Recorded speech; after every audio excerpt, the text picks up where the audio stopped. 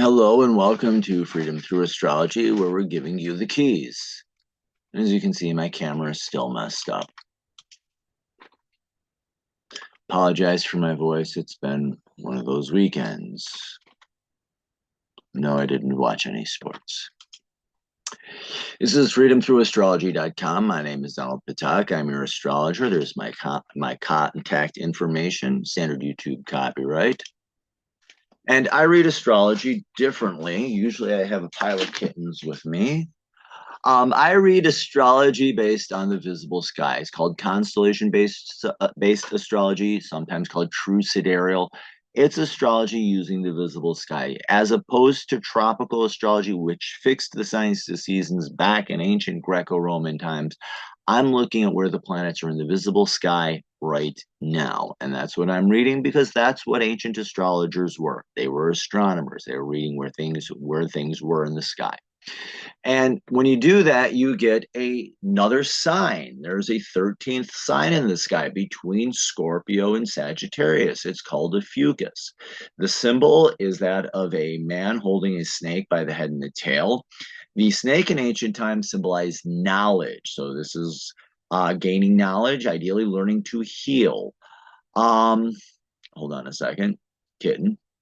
So learning to heal yourself so you can heal others. It's really only his foot that's in the zodiac belt, but hey, it's still there. I read it because it's where you learn to heal your own life. I use the natural size of the constellations because Mother Nature in her wisdom made them all different sizes. Virgo is huge at just under 50 degrees, but I just mentioned Scorpio. Scorpio is barely 25. The constellations are all different sizes, so I leave them be. And I use what are called astrological midpoints. Athens Chimenti noticed that the IAU boundaries, which are used by astronomers, will take stars from one constellation and actually shove them into a different one, which is not really correct. So what he did with the zodiac belt is that he found where constellation A had its last brightest star, constellation B had its first, figured out the midpoint, and works pretty good. Unlike me trying to control this kitten in my lap. And the second part, I read by evolutionary astrology, which says the chart is giving you lessons to learn and that you have freedom of choice. So the constellations, the planets, the stars, etc., are giving you opportunities to learn. You decide what you're going to do with it. This is the weekly edition. These are universal lessons, so do have some compassion on your fellow Earth travelers. The dates are based on the Eastern U.S. time zone, as I do live outside Buffalo, New York. I'm reading them within 1 degree of exact. If I went beyond that, I would get overwhelmed. You would be lost. So it makes the readings very manageable. Plus, within 1 degree is when these transits are going to be the most intense. So that kind of helps that too. And the software that I use is Capricorn by Prometheus. So this is our overview for the week, which is kind of interesting. It's the week of September 22nd through 28th, 2025. We do have the sun in Virgo. It's in very early Virgo. The moon is actually, for most of the week, fairly stable. It's in Virgo. So Sunday, Monday, Tuesday, Wednesday into Thursday, it's in Virgo. It's a stable moon. And then Thursday, late Friday, and Sunday, it jumps from Libra to Scorpio into Ophiuchus. So expect the weekend to be a little bit busier. Okay. We don't really have a major moon phase this week, which is unusual. We do have normally I read the quarters, the first quarter, last quarter, and the full moon. Well, the way the moons are falling with the natural lunar month, we actually don't have a major phase. We actually do have a minor phase, a crescent moon. I probably am going to post that on my blog, but I just don't have it prepared for today. The active planet this week is the sun, your core identity. So learning who you are, making plans, delving into that. So that's the inner planet that's active. On the outer planets, we still have this long triggering transit of Uranus and Neptune acting on Pluto. It's going to be going on for quite some time. So there's that. And then retrograde. Retrograde means reflection or time of inner work. So a lot of the outer planets, you have the outer planet parade with Saturn, Uranus, Neptune, Pluto, and the asteroid Chiron, all going retrograde. So there's that. So let's take a look at our week here. Let me get my doodle tool going. We'll start with the moon. As you can see, began the week in Virgo, and it's really not until Thursday morning that we get that break into Libra, and that goes into late Friday. We go late Friday all the way through Saturday, early Sunday morning, we have Scorpio, and then on Sunday we have, on the 7th day, depending on how you number your calendar, take a day of rest. We have this moon in Ophiuchus, time of healing. So really this week emotionally is focusing on becoming more emotionally skilled. And you can see down here, here we do have like the outer planets really acting on Pluto and transiting Pluto. We are finishing up one transit from last week, the sun with Saturn, but that ties into the other whatever. Node to the moon, still in opposition. This dotted line shows you the new transits, and as you can see, 3 transits for the sun, and it's going to be, we do have an opposition to Neptune, and then the trine to Uranus and a trine to Pluto, which is going to make a grand trine, which I will talk about when we get to that point. So early week, a lot of transits, a moment of intensity starting really late Monday and into actually early Tuesday really is when you're still going to start feeling it the most intense. But yeah, and in something totally unrelated, but sort of related, we do have this oddball, no, it isn't really an oddball. We do have that Mars squaring, which is this challenger strengthening Pluto. So really a lot of things pointing at Pluto. So a lot of energy that ideally works with you to help you to achieve doing that inner work of transformation and deep healing. So let me clean this up. Okay, the kitten is actually calm in my lap. All right, so this started way back in June and will be, whoops, no, didn't want to restart that. There we go. This started way back in June, will be actually ending soon. We have Pluto sextiling, or taking a break at least. Pluto sextiling, or being sextiled by Neptune. And this is a sextile. Sextile is a time of excitement or interest. Neptune in Pisces. Neptune is the planet of spirituality, just learning to be. And in Pisces, where it rules, again, just reinforcing that beingness, that sense of spirituality. If there's, I like the way Stephen Forrest says it. Neptune in Pisces, don't just do something, sit there, be there. Learn to be present and in the moment, especially spiritually present. And as you learn to do that, that helps you to find an interest and can lead you and guide you in doing that deep work of inner transformation. That's Pluto is the planet of deep healing. And in Capricorn, Capricorn is my GSD sign, where Virgo is more roll up the sleeves to plan and what have you. Capricorn is roll up the sleeves. We got a mountain to climb. We got a lot of work to do. So this is actually doing the work of deep transformation and inner transformation right now, because you always do the inner work before the outer work.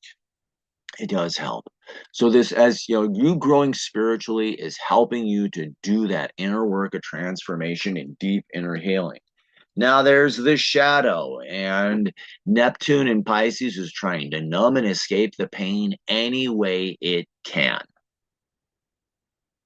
And you can numb it with video games, binge watching TV shows, recreational drugs, alcohol, whatever, but anything you do to numb and escape the pain and try to hide away.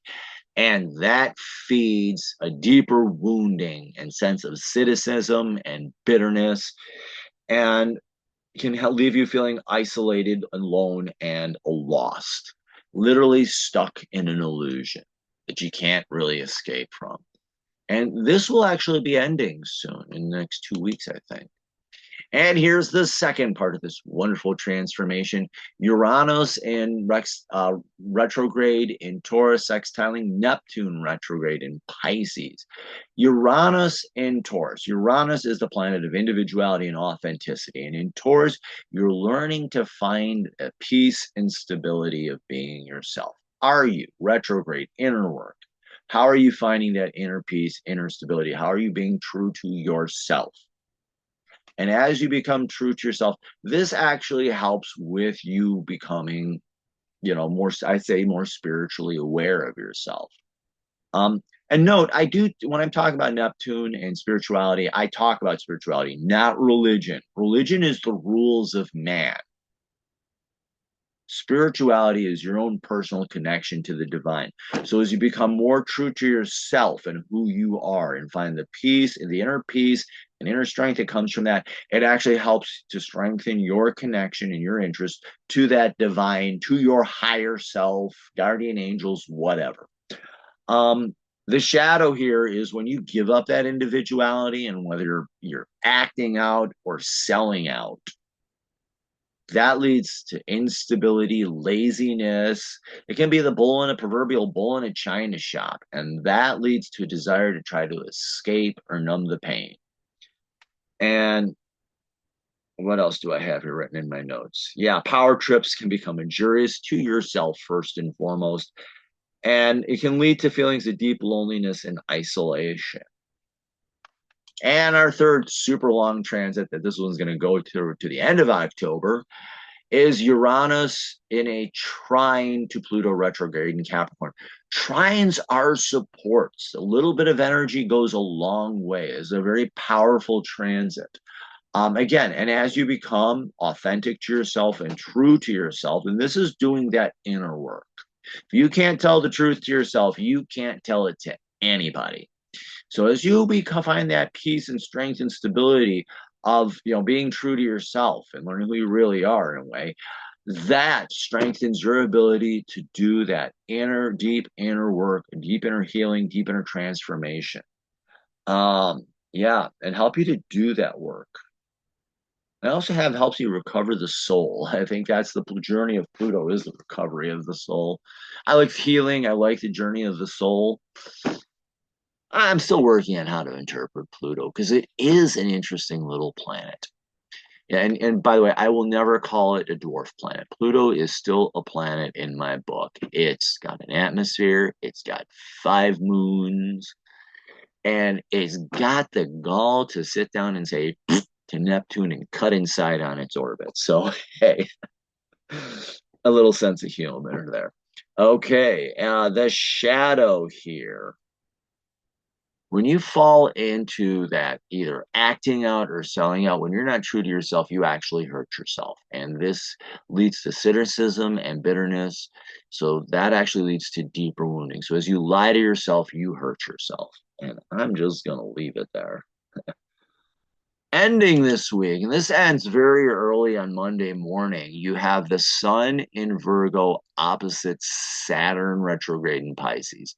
Sun in Virgo, the Sun is your core identity. So in Virgo, you're looking to see more about who you really are. So look at your natal sun sign here first and foremost. So like, for example, I'm a natal Taurus. In Virgo, I'm looking at how I can be a better Taurus, solar Taurus, sun Taurus. So what is it I need to do? What work do I need to do? How can I do it? I can't get at my charger because my cat's on my bag. Never mind. And you're reflecting on Saturn retrograde in Pisces. Saturn is about maturity and learning, and in Pisces, it's learning to be present, learning, you could say learning to be spiritually present, learning to be in that moment. So as you're becoming as you're working on learning to become a better version of yourself, it's helping you to mature and be more present and be more aware. Let's see. Realizing who more of you are, you can build your self-respect and integrity. That's another thing. The shadow here is trying to hold yourself up to an unrealistic expectation that leads to, this leads to a power struggle, or leads you to life being out of balance, because as you're trying to hold yourself to this unattainable standard, it leads to cynicism and bitterness and a desire to escape.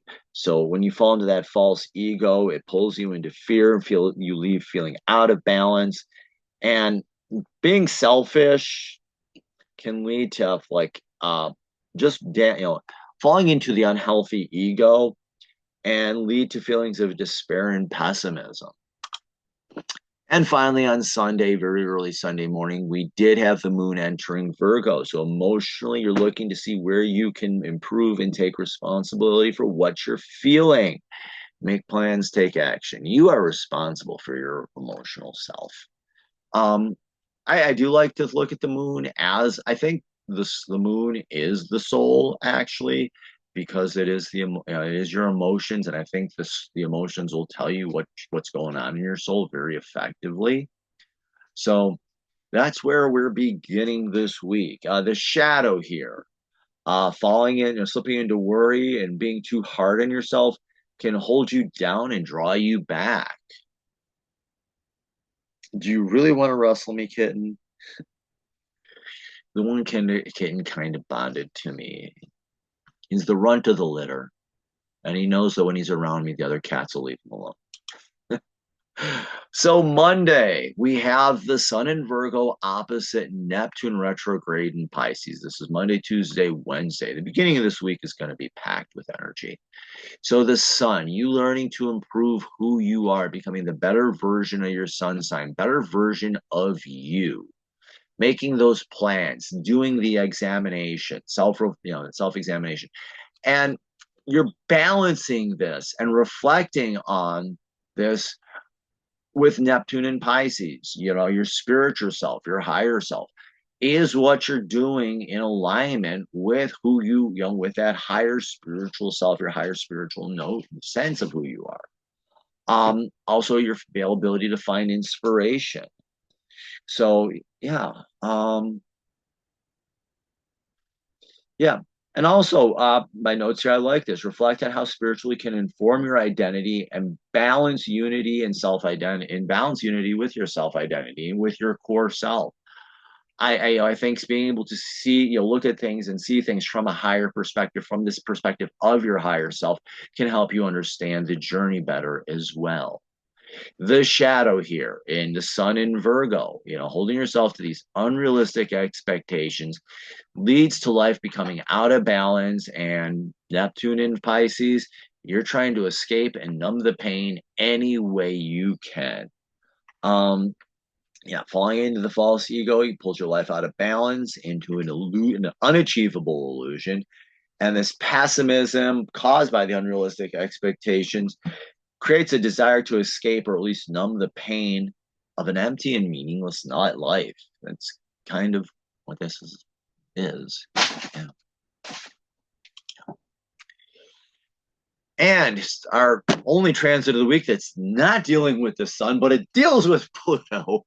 Mars in Virgo, having the courage to do the hard work of improving. This is strengthening yourself.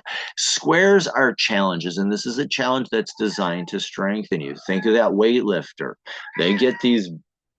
What's up, Ghost? What do you need, buddy? It's okay.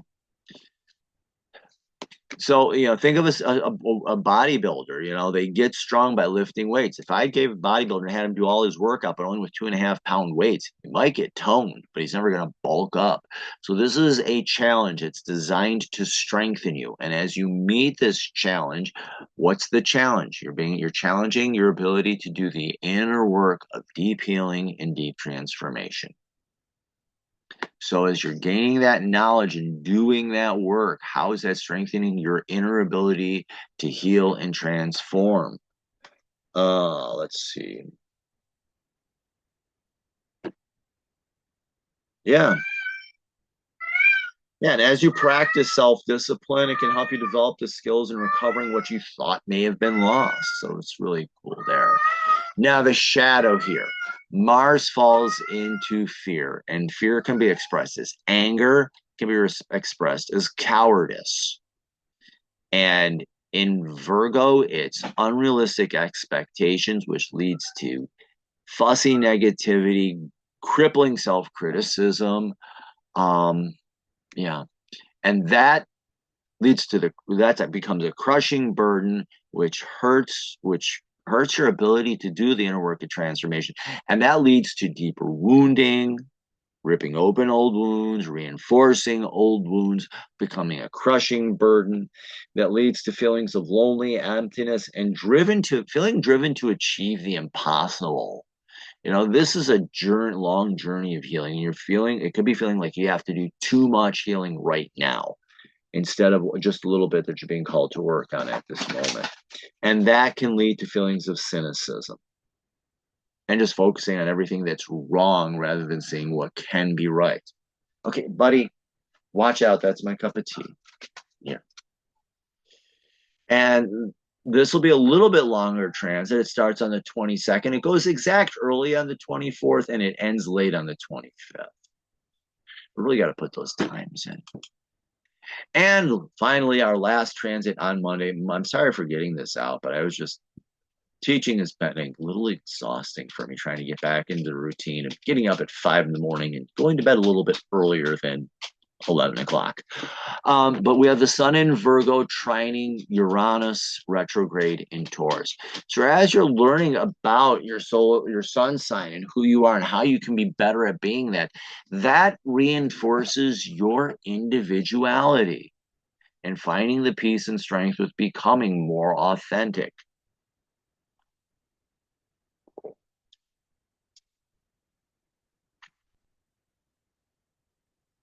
Yeah, and so gaining clarity and a sense of reason helps you to find the peace and stability that helps you establish yourself.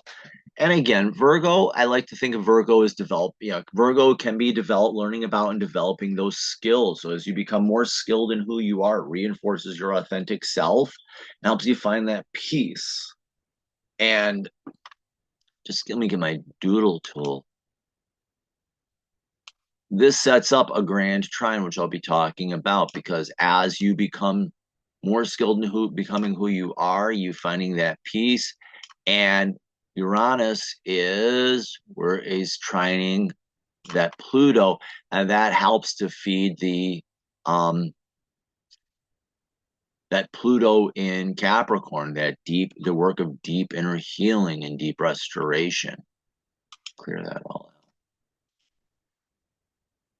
All right, so that's Monday and Tuesday. This is that wonderful grand trine that I was talking about. And you have the sun in Virgo trining Pluto in Capricorn. So as you become more skilled at being who you are, this supports your ability to do that deep inner healing and that deep inner transformation. And what makes this a grand trine? And let me get my doodle tool here. Here we go. You've got the sun. It's trining Uranus, and it's also trining Pluto. And Uranus is also trining Pluto. So you have these two planets both acting. It's kind of like a focal point in a way. You've got these two slower planets. Yeah, Uranus moving slow, orbits the sun once every 84 years. But they're both the sun and Uranus are, as they do their work, becoming more skilled at who you are. becoming more authentic, helps you to do that deep work of inner transformation. And these are all earth signs. That's another part of the Grand Trine. Taurus, Virgo, and Capricorn are all earth signs. So this is grounding yourself in reality too. That's another way I like to, when I'm looking at earth signs, I'm thinking about physical reality in a way. And also, things being really physically real and things that are tangible. I like to think of that as well. Let me grab hold on a second. Yeah, I got it right here. Just a quick note here that I was looking at because I was looking this up.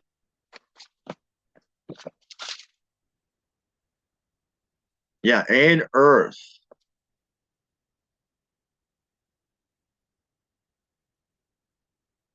You're learning self-discipline in Virgo.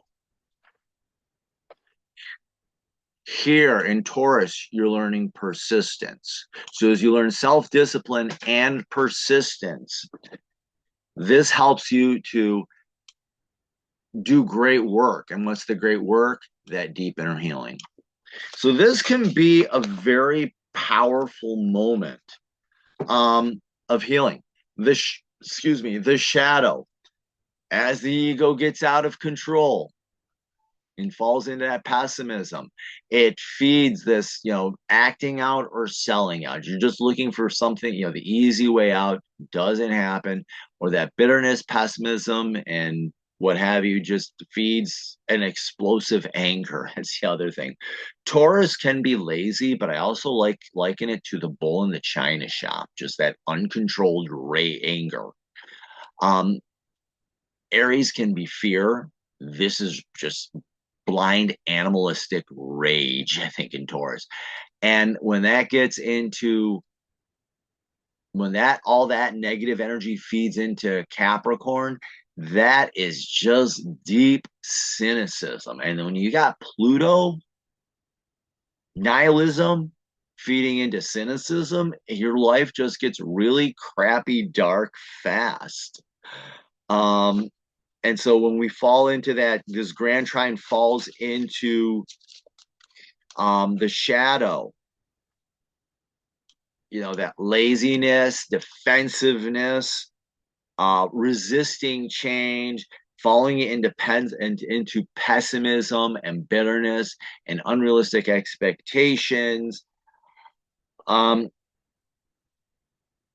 It kind of feels like you're frustrating and beating your head against a wall and not able to go anywhere, do anything, or achieve anything. And it feeds this big sense of failure. So that's the Grand Trine. And we're going to be feeling that Tuesday, Wednesday, and a little into Thursday. If I was operating on wider transits, just 1 degree, we would be feeling this more already. But this Tuesday and into Wednesday is when it is going to be feeling most intense. You will be feeling it residual afterwards, but not for long. Sun pretty moves very fast.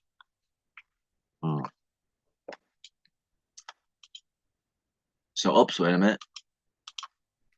Wednesday, as we're experiencing this, do remember to take a break, take a breather too. Remember to exhale, repeat. So the universe in its wisdom said, you're going through something a little intense, take a break. As you're working through it, remember to chill out. Thursday, we have the moon entering Libra. So after going through all that, emotionally, you're going to feel a little wobbly. Think of scales in science class. You put the weight on one end, you put the weight, the object that you're weighing on the other end. I probably just said that backwards, and the scales go up and down. So things may feel a little out of balance. Things may feel a little ambiguous. That's okay. That's normal. Think of the wind, it never just constantly blows at one speed. It rises and it falls. So your emotions may rise and they may fall.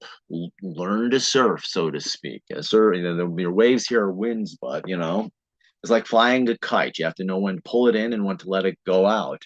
So, so take a breath. Um, know how to feel where you are at the moment. Be open to ambiguity and paradox. Things aren't going to make sense. That's okay.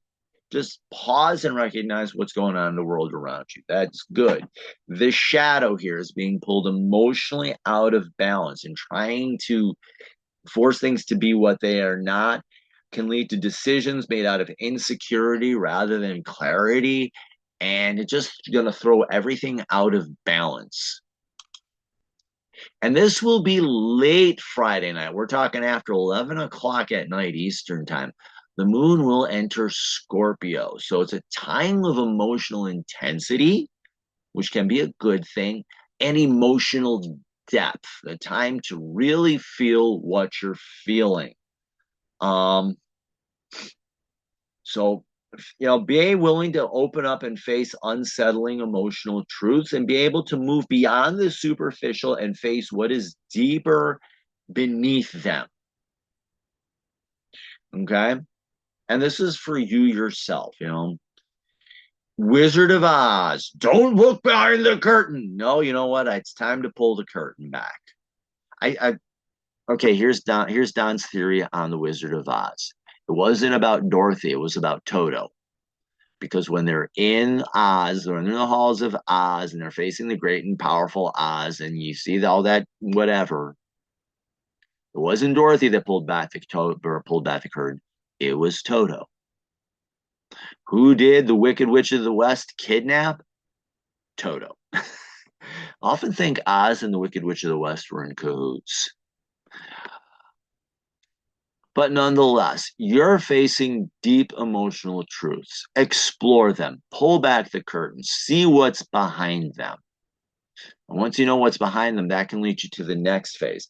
Now, the shadow here is where you fall into that deep, dark, foul, and rotten mood. And this complicates things unnecessarily. Saturday, take a breath. Remember to exhale. Repeat. You're going to be working on those Scorpio moods. It's okay. Okay, the kitten has calmed down. And on Sunday, early Sunday morning, the moon will enter Ophiuchus. And the sign of Ophiuchus, I said, is that of a man holding a snake, wounded healer. It's a time to learn how to heal yourself. You're ready to you faced your deep emotional truths. Now you're getting a day to heal. Turn off the football games. Heal. But if it's a rugby game, you can watch that. Okay, so focus on your emotional healing. Be open to teachers. What is going to help you gain the knowledge so that you can heal? And be open to healers and people who can help you. Also look into the wisdom of the wound. What could you learn? What do you learn from your wounds? And maybe the lesson that you learn from the wound helps you to heal it. The shadow here, instead of healing the wound, you become the wound. You refuse to heal, you own it.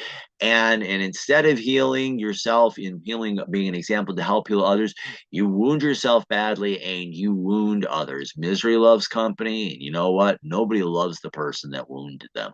Honestly, they really hate them. And in doing so, not only do you hurt others, but you bring greater harm to yourself. And that is where we end the week. And this sets us up nicely for next week, Monday. And this is my final notice on this on next week, Saturday. This is the first ever Sidereal Astrology Conference, which is really cool. It's a ISSA, International Sidereal Astrology Association, is an organization that is dedicated to the different varieties of sidereal astrology, which is astrology by the visible sky. Athan Shimenti, who is kind of one of the leaders of the movement, I would say. But he is certainly one of the most well-known. He's actually the gentleman that I took my sidereal astrology course from and what have you. One of the teachers I had be chairing the conference, or he'd be the keynote speaker, actually. Gary O'Toole is really good. He does Vedic astrology. He's interesting to listen to. Dr. Danny Inman will also be speaking. There'll be a number of different panels on, I know about houses. I can't remember what else. There'll be Q&A sessions. There'll be prizes. You register for it. You'll be put in for the drawing for prizes. So everybody's got different prizes going. Register. When you go to that place, you'll see the link. Click on it. And it's the first ever conference. And it starts at 10 o'clock it goes to 3 o'clock in the afternoon with breaks. So, hey, why not? So if you did like this, do follow me on social media, Facebook, Instagram, and YouTube. These all are gaining billions of dollars off of your data. There's another place you can go to. It's called Digital Soul Space, and they're hosted on the Mighty Networks. And the key thing here is that you control how your data is used and who can get access to it. Mighty Networks is all about privacy. So Mighty Networks lets you control your data. And I do astrology on this. There are other astrologers. There's crystals, tarot, oracle decks, a wide variety of spiritual traditions, different pagan traditions, Wicca, Norse, Native American, you name it, it's on there. Gnostic Christianity. I mean, there's just a wide variety of spiritual practices, etc. And it's a place where you can go ask questions. Everyone and anyone who knows anything about it will chip in. There are 4 great moderators that keep it being a troll-free zone, so it's really safe too. It's a great place, and right now it's all free, but starting in October, there will new members. There'll be a paid version. You'll have limited access to certain boards, and then if you want to pay, if you want to access the other boards, it's like $1.99 a month to have access to full things. They do run on donations, so any donations is of course greatly appreciated. But this is an awesome place to hang out and ask questions. So I do readings, and there's a quick 6. If you just want to get a quick overview of how your chart will change under true sidereal astrology, quick 6 will do it. I do the birth chart or natal chart, which in evolutionary astrology is your birth contract. It's not who you are, it's who you came here to become. So it's not the beginning, it's the end. Think Stephen Covey, begin with the end in mind. So this is what you measure yourself up to at the end of your life. I also do what's called a karmic or a past life reading. So if you're wondering why this always happens to me, we can look at this karmic or past life reading. There are people who believe in past lives. In this life, you came here to heal the karma of a past wound, and I can tell you what that wound was and how it was created, how it's showing up in this life, what the archetype is, but also how you heal it. If you're a one and done, it's a special lesson that you came here to learn. And I do horoscopes. Hey, that's why this broadcast exists. And I do 1 year, which is 12 solar months, any 3 months in a row, or any 1 month. And there are people who like 1 month being the first of the month, the last of the month, or there are people who like it to be the new moon to new moon, any 30 oddish days in a row. I'm good with it. And then I have packages which combine those together, and they have a built-in 10% discount. So thank you very much for watching this. I apologize these for being late, but I've been getting back into being a school librarian again and just adjusting to that life again. So do like, follow, share. If you do go to my website and you get that pop-up, enter an email address. I do a once-a-week newsletter. If you accidentally closed it out, you'll see in the upper right-hand corner a black subscribe button. Click on that. Just enter an email address. You'll see links for the blog. You'll see services where you schedule your readings. And if you got questions, email me. I'm more than happy to answer them.